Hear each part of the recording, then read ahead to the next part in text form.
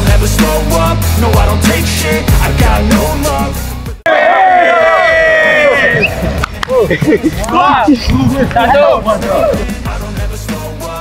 Latihan Timnas Indonesia di Lapangan A, Senayan Jakarta Pusat, Kamis, 15 Juni 2023, nampak terlihat berbeda.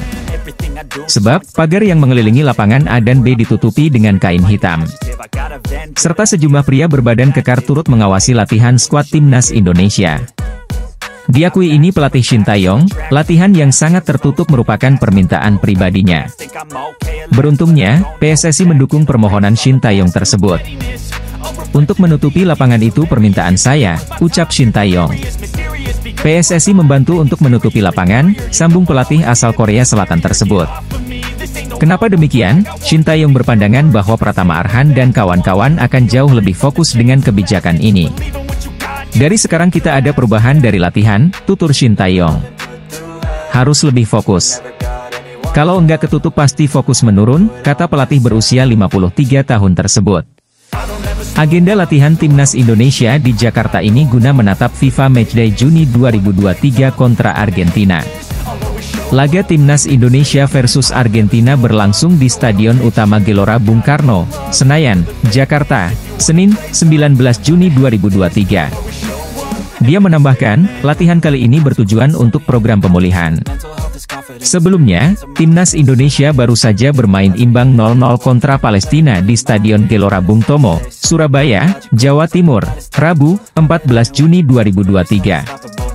Terutama bagi pemain yang tidak tampil melawan Palestina, mereka mendapat porsi lebih. Untuk yang tidak main akan menyesuaikan secara fisik dan skill, tutur Shin Tae-yong. Terpantau di latihan hari ini hanya diikuti 25 pemain. Minus Sandy Walsh yang absen. Diketahui Sandy Walsh mengalami cedera dalam pemusatan latihan Timnas Indonesia di Surabaya. Sandy Walsh pun berpeluang tidak bisa membela Timnas Indonesia dalam laga melawan Argentina nanti. Sementara itu, Argentina meraih kemenangan atas Australia dalam laga FIFA Matchday di Stadion Workers, Beijing, China, pada Kamis, 15 Juni 2023. Tim Tenggo menang dengan skor 2-0 atas Australia. 2 gol Argentina dicetak oleh Lionel Messi dan Jerman Pesela. Setelah pertandingan itu, diyakini Argentina akan terbang dari China ke Indonesia pada Jumat, 16 Juni 2023. Sejauh ini belum diketahui kapan dan waktu skuad Lionel Scaloni itu tiba di tanah air. Dalam laga Indonesia melawan Palestina yang berlangsung kemarin, Timnas Palestina dibuat kewalahan saat bermain imbang 0-0 melawan Timnas Indonesia, Rabu, 14 Juni 2023, malam waktu Indonesia Barat. Pengakuan itu dilontarkan langsung oleh pelatih Palestina, Makram Dabo. Palestina sejatinya diunggulkan mengingat mereka kini menempati peringkat 93 FIFA, ketimbang Timnas Indonesia yang ada di peringkat 149. Namun, Timnas Indonesia terbukti tampil lebih impresif di atas lapangan. Timnas Indonesia tercatat memiliki 6 kesempatan mengarahkan tembakan ke gawang. Sementara Palestina hanya sekali mengancam. Tak ada komentar soal hasil karena itu bukan hal yang penting. Tapi kompetisi kami sudah berhenti 3 bulan, jadi mereka tak main selama itu, ucapnya. Meski begitu, pelatih berusia 50 tahun itu mengakui ada faktor cuaca yang memengaruhi permainan penembakan. Ia menyebut para pemainnya hanya bertahan beberapa menit. Dalam 15 menit pertama, kami bermain bagus. Setelahnya banyak masalah di tengah, kami kehilangan banyak bola dan cuacanya cukup sulit, ujar Makram. Kami coba bermain dengan cara kami tapi sangat sulit. Indonesia punya kualitas, mereka berjuang di kandang, fans depan. Kami mencoba segalanya, sayang sekali hanya imbang, lanjutnya. Pria yang sebelumnya ditangkap sebagai pelatih kiper itu menilai ada 2 pemain Indonesia yang menarik perhatiannya. Sedangkan lini depan tim Merah Putih juga kerap menghadirkan ancaman. Elkan Bagot dan Mark Klok, mereka juga banyak pemain cepat di depan dan memberikan banyak kesulitan di lapangan, ucapnya. Tetapi mereka bermain baik sebagai tim. Jadi saya mendoakan yang terbaik untuk Indonesia di laga selanjutnya melawan juara dunia Argentina, tandas Makram. Setelah laga ini, Timnas Indonesia akan berhadapan dengan Argentina pada pertandingan FIFA Matchday berikutnya. Duel bakal tersaji di Stadion Utama Gelora Bung Karno pada 19 Juni mendatang. Pelatih timnas Indonesia, Shin Tae-yong menyadari bahwa pertandingan tersebut tidak akan mudah. Karena Argentina berstatus sebagai tim terbaik dunia. Jadi kita lawan Argentina yang FIFA ranking nomor 1 dan juara dunia, bukan lawan gampang, kata Shin Tae-yong dalam sesi jumpa pers usai laga melawan Palestina, Rabu, 14 Juni 2023. Tapi saya akan berikan pesan ke pemain agar bisa berusaha semaksimal mungkin, terang juru taktik asal Korea Selatan itu menambahkan.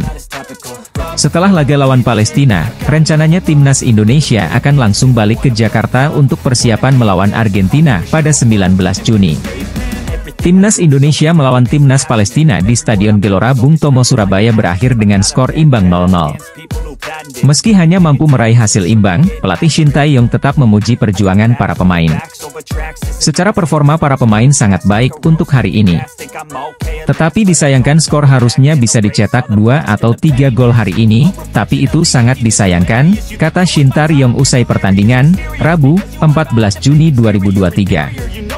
Dalam laga itu Shin memberikan debut kepada pemain Rafael Struijk dan Ivar Jenner. Menurutnya kedua pemain itu mampu memberikan permainan yang cukup bagus dalam laga debut tersebut. Memang debut, sangat baik performa kedua pemain ini dan masih muda. Mereka jauh-jauh datang ke Indonesia, mereka tunjukkan dan, memang, harus tunjukkan dalam pertandingan ini, ungkap Shin.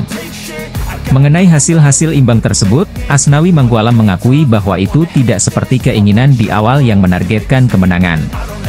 Ia tetap bersyukur gawang Indonesia tidak sampai kebobolan. Ya tentunya pertandingan malam ini tidak seperti apa yang kami inginkan. Karena memang di awal pertandingan kita targetkan 3 poin.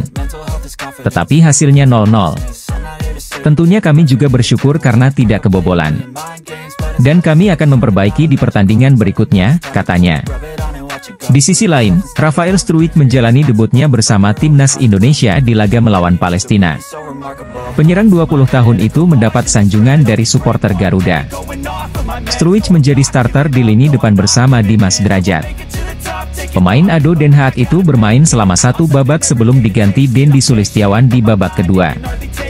Meski begitu, penampilan selama 45 menit plus tambahan waktu itu sudah cukup membuat supporter terpukau. Gaya bermainnya dinilai menjanjikan untuk terus berada di timnas dalam jangka panjang. Ia aktif bergerak, khususnya membuka ruang untuk dirinya atau rekan setim. Ia juga bisa melihat celah signifikan yang bisa dimanfaatkan sebagai peluang. Contohnya saat ia memilih melakukan umpan backheel untuk mengecoh lini belakang Palestina yang menjaganya. Bola kemudian sampai di kaki Marcelino Ferdinand, namun tembakannya berhasil dihalau Rami Hamadeh. Andai menjadi gol, tentu luar biasa.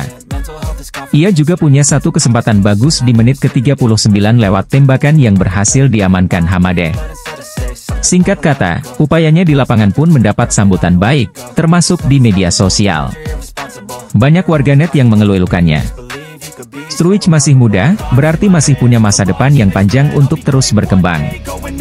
Tak perlu memberinya tekanan, mari biarkan ia memantapkan karirnya di Eropa agar bisa semakin mengerikan di masa depan. Pelatih timnas Palestina Makram Daboub menyebut timnas Indonesia sangatlah kuat. Mereka juga memuji dukungan supporter yang hadir di Stadion Gelora Bung Tomo Surabaya, Rabu, 14 Juni 2023.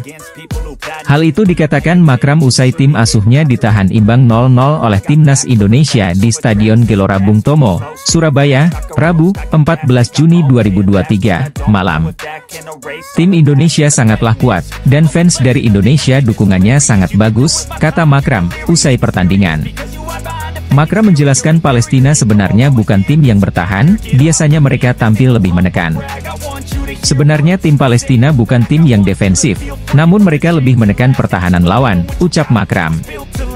Hal itu, kata dia, sempat terlihat saat mereka dominan di 15 menit awal babak pertama. Tapi 15 menit berikutnya mereka kehilangan momen. Makram mengaku mengubah taktiknya di babak kedua, yakni dengan memainkan umpan lebih direct.